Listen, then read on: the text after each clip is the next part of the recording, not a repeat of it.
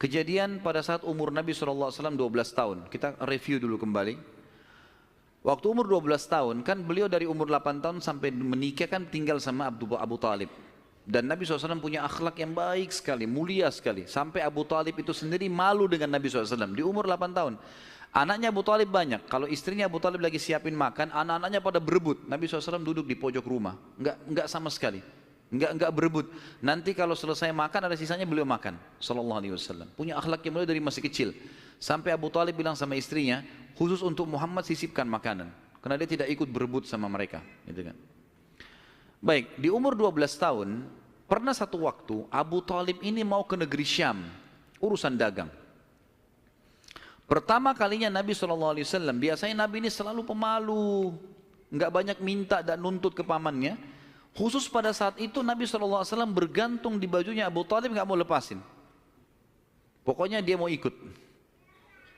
Abu Talib heran, enggak pernah Nabi SAW berperilaku begini. Musyawarah sama istrinya, enggak pernah Muhammad begini. Kenapa seperti ini? Pasti ada sesuatu gitu. Maka setelah musyawarah kayaknya dibawa aja deh. Dibawalah ke negeri Syam. Pergilah Nabi SAW bersama dengan Abu Talib dan kafilahnya. Pada saat mau tiba di negeri Syam, sebelum tiba di negeri Syam, kafilah ini melewatin sebuah gereja teman-teman sekalian. Dan di situ ada satu pendeta bernama Bahira. Dan ini riwayat Bukhari Muslim menceritakan masalah itu ya. Dan sampai sekarang di negeri Syam masih ada puing-puingnya gerejanya Bahira ini. Pada saat itu di zaman Nabi SAW ada gereja ini dan sampai sekarang masih ada sisa puingnya. Saya pernah lihat cuplikannya sendiri, ada sisa puingnya di negeri Syam. Tepatnya di Syria ya. Kemudian teman-teman sekalian, pada saat melewatin kafilah ini melewatin gereja, si Bahira ini kepala pendeta di gereja itu memang lagi nunggu informasi tentang Nabi terakhir nih. Dia ngeliat-liat di jendela gerejanya, setiap kafilah lewat dilihat sama dia, terutama yang dari Jazirah Arab. Secara kebetulan dengan hikmah ilahi lewat kafilahnya Abu Talib. Dan kafilah ini agak berbeda dengan yang lainnya. Kafilah itu berarti 3 unta ke atas ya, baru dinamakan kafilah. 3 ekor unta ke atas baru dinamakan kafilah. Waktu lewat kafilah Abu Talib ini, ada awan yang menaunginya. Beda dengan kafilah lain, padahal lagi terik matahari. Dan tidak sengaja, kafilah Abu Talib istirahat di sebelah gereja dan ada pohon-pohon kurma yang berderet, itu semuanya seperti menundukkan daun-daunnya ke kafilah itu. Pendeta ini perhatikan, kafilah tanya ini, kirim satu orang, tanya mereka kafilah dari mana nih? Jawabannya dari Jazirah Arab.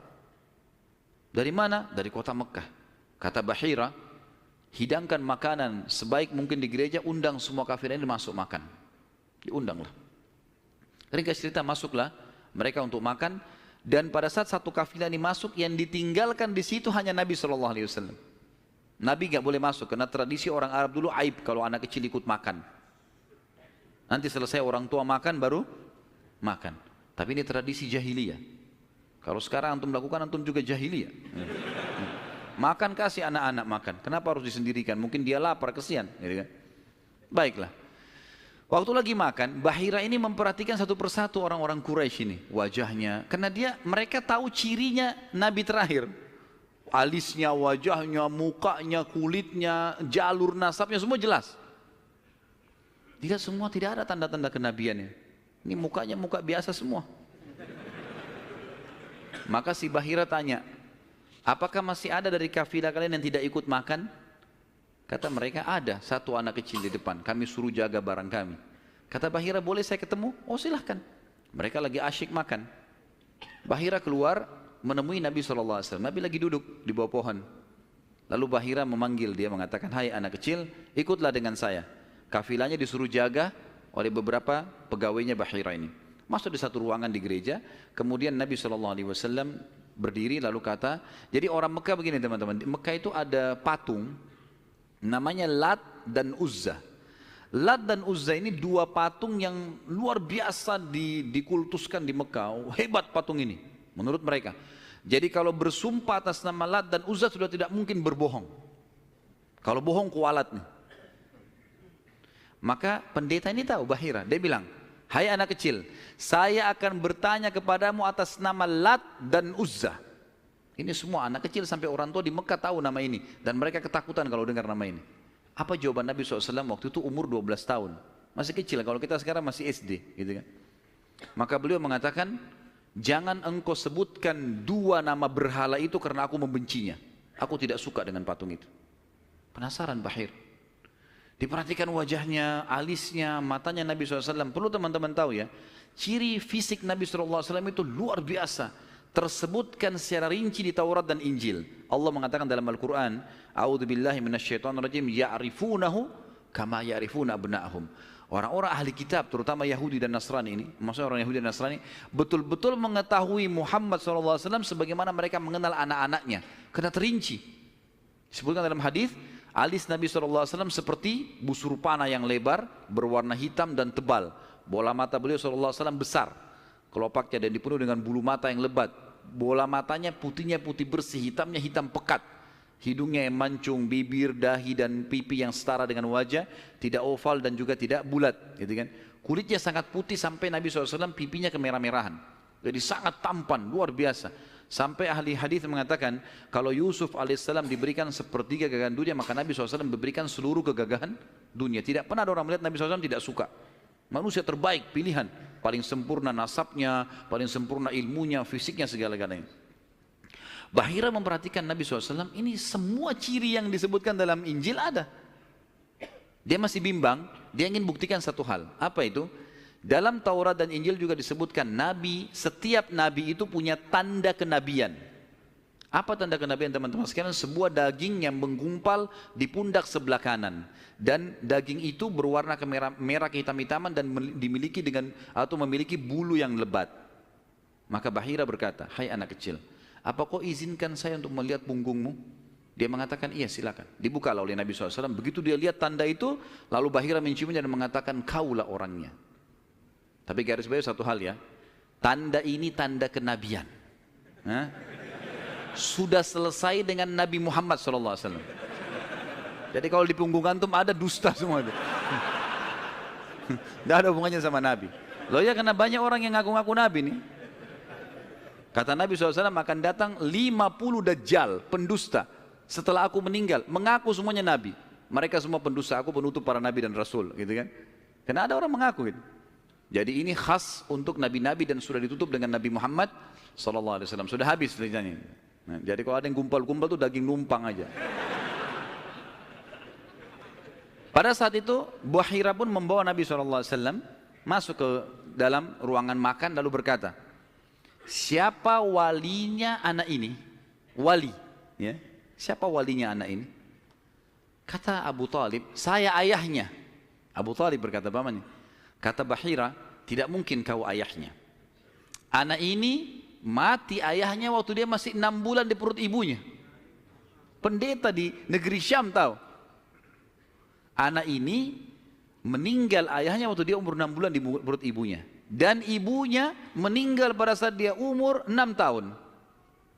Serta dia dibina dan dididik. Dibina itu maksudnya dikasih, kalau bahasa Arab itu bina itu berarti seperti bangunan itu dibanguni. Dididik, dibesarkan dan seterusnya oleh kakeknya sampai umur 8 tahun. Dan kalau kau benar kerabatnya, kau adalah pamannya.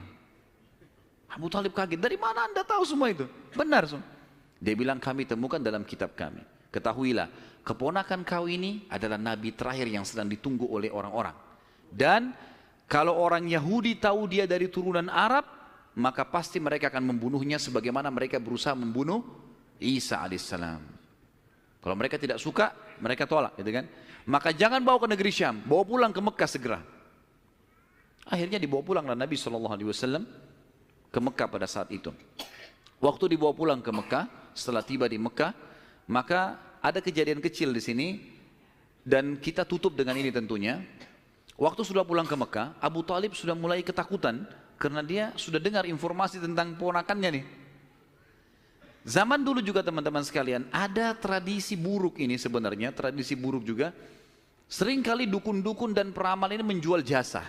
Mereka datangin negeri-negeri atau kota-kota, tawarin jasa. Datang, tancapin kemah, kemudian mereka jual jasa. Ayo siapa yang mau diramal, bayar, gitu kan? Seperti itulah.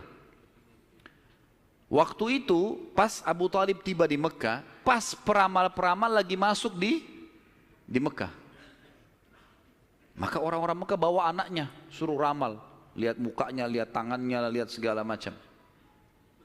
Pada saat itu teman-teman sekalian, Abu Talib ingin mengetes. Dia bawa Nabi SAW, dicari sama dia, mana pimpinannya dukun nih, peramal-peramal nih. Ditemukan lalu dibawalah Nabi SAW, waktu masih kecil, umur 12 tahun tadi, dibawa. Terus pimpinan peramal itu dalam kisah, dalam buku-buku sejarah disebutkan, memandang Nabi SAW dengan pandangan yang sangat tajam. Dan dia tidak bicara apa-apa.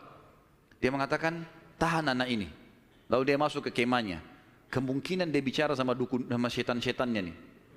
Karena kan dukun. Ini saya nggak bisa tebak anak ini nih. Abu Talib lihat pimpinan ini, biasanya dia kalau anak-anak Mekah datang, oh ini nasibnya begini, sudah bawa, bayar. Seperti itulah. Ini enggak. Lama dalam kemah. Abu Talib ketakutan, dibawa Nabi SAW. Dan Abu Talib titip pesan. Kalau dia tanya, jangan sebutin di mana anak ini. Dibawalah Nabi SAW pulang ke rumah, Abu Talib kembali ke situ. Lama, baru dukun itu keluar, peramal itu keluar dari kemahnya. Lalu dia teriak, mana anak tadi itu di sini? Nggak ada yang nyaut, karena Abu Talib sudah titip pesan. Abu Talib waktu itu termasuk anaknya Abdul Muttalib, Raja Mekah. Tapi Abu Talib tidak dinobatkan jadi raja pada saat itu kan. Maka mereka diam.